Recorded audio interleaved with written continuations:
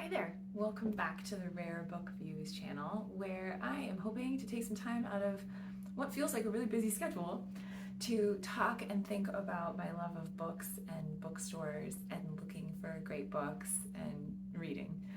I am really interested in collecting special copies of books. I like to have a vintage copy or an unusual copy, but I am frugal, so I always want to find that as also a bargain copy.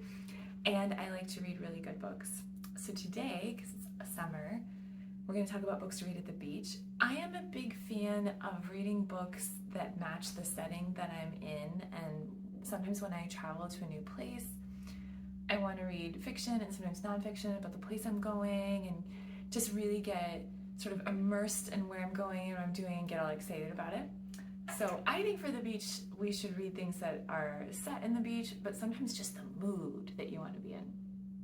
So I also really like to read classics, and I think sometimes they're intimidating because the language is different. So it feels kind of hard, it feels different.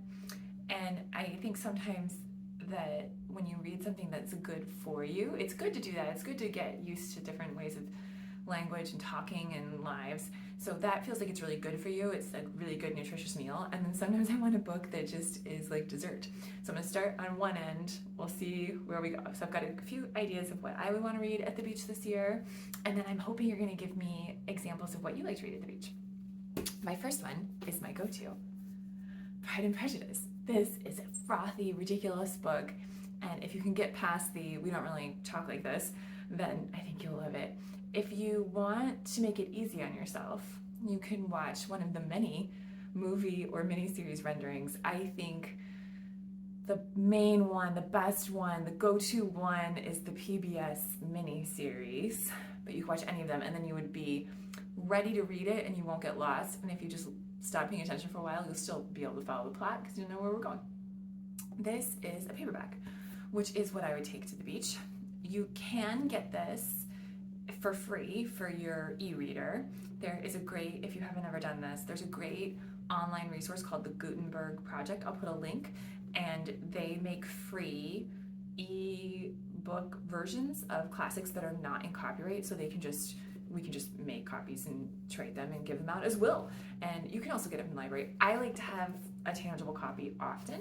If you are going to the pool or somewhere that you are worried about your e-reader, you can always get a sleeve for it, waterproof sleeve, and then you can just get it from the Gutenberg Project, and I think that is a great thing to do. So, or paperback. I do have a nice copy of Austen's that I really like, that feel good in my hand and in my library. I would read. At the beach, I would read this version though, just a paperback. Let me know what you do. At the beach, do you read a physical book, or do you like to have an ebook, or what is your preference? My next one, a little less challenging from the language, 20,000 Leagues. This is fascinating and so weird. Jules Verne. Huh. Now this is translated from French, obviously. Jules was French.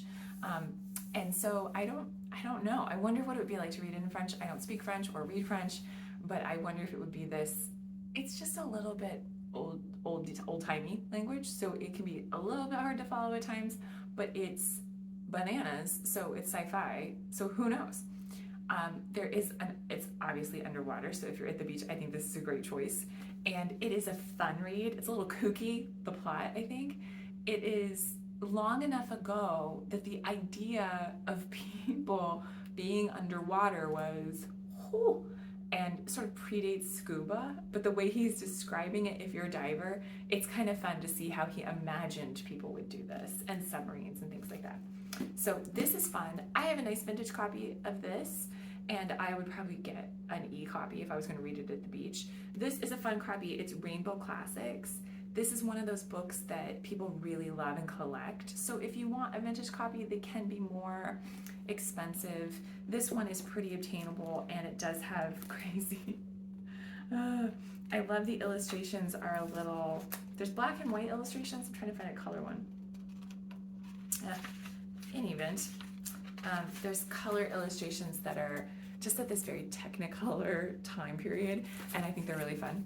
So this edition is great. I think you could probably get this maybe on eBay for about $20 maybe. And then I have the Seam of the Mysterious Island, which is in most ways the sequel, but also kind of not. And is also, it's an island, so I think it's also perfect for the beach. And look how fun these look on your shelf. This is great stuff to have a vintage copy. In the much easier, we're moving our way through the meal. So now this is like easy peasy. This is the French fries, I think. Those were the steak. This is the French fries. The Talented Mr. Ripley. This is fantastic. I love suspense. I love it. So I just love being on the edge of my seat. I love getting sucked into a book. And for vacation reading, that is the best. If you can get kind of lost and really just, you don't want to put it down and you're not interested in TV or whatever, you just want to keep reading and devour it, this is a good one. This is a used copy. This is so funny. It really is. And this is the movie-based edition, which, because I usually want to have a vintage copy. This is not usually my go-to. I don't usually really want but this is perfect for vacation reading, which is why I have this. I love Patricia Highsmith, and I don't have a vintage copy of this book. This is one of those books I would love to find a cool copy. I'm sure I will one day. Or I'll have to invest, right? I'll have to make an exception and save up. I love all of the Patricia Highsmiths. This one in particular would be a great beach read because it's the setting makes sense, and it would be fun to sort of look around the corner and think. Anyways, it's very applicable. The movie is also very good. I think I would read this one. I would read the book first because you're not going to get lost in this. It's easy peasy language reading. So I think I would read this first because the movie kind of gives some things away, I think, and I'm not sure. I think this one is more fun to imagine what you think people would look like and imagine how the characters kind of carry themselves.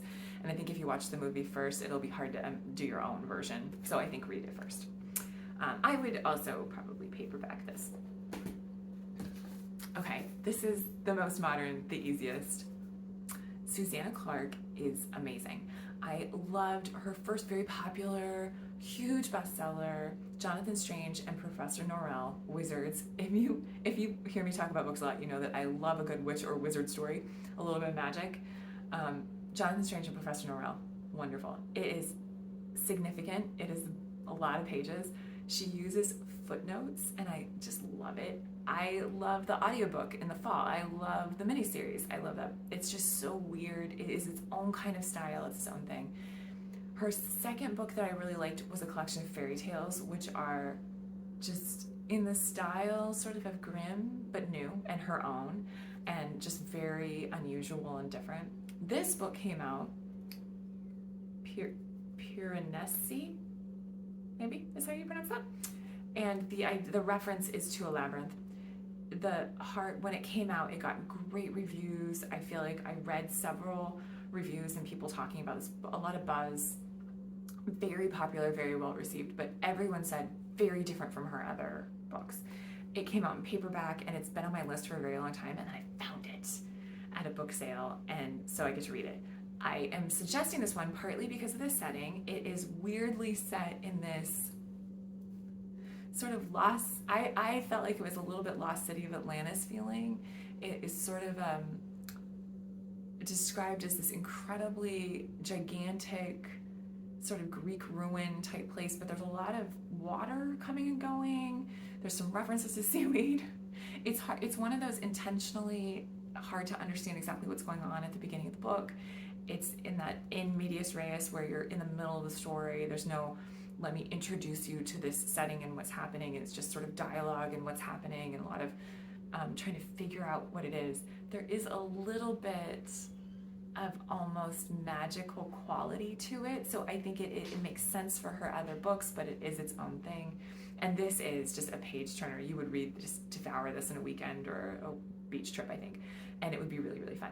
This is now, because it was so popular and is now came out in paperback and we've had a little more time, this is easy to get to. You could probably get this from your library or get a used copy really easily. I'm sure you could get this online, or you could get an e-version, and it would be really simple to travel with. So these are my best suggestions for what you should read on your beach vacation. I feel like I need to reread all of them now. And I have a problem right now. I have a lot of books on my to be read shelf. Piranesi was on it, and I did a video of these are the things on my to be read shelf. I'm going to try to concentrate on these. I'm going to try to not acquire too many. I'm going to try to not get too many things from the library. I'm going to try to read these things that I'm excited about and have set aside. So Piranesi was in that group, and I just think it's great. I think everyone should read it. So please tell me if you're going to the beach what you're going to read, and if you've been to the beach this year already, what did you read and love? What else should I put on my to-be-read shelf? And I just can't wait to hear if anybody thinks that I am right or wrong about these being good for a beach trip. Thank you for watching, and happy reading.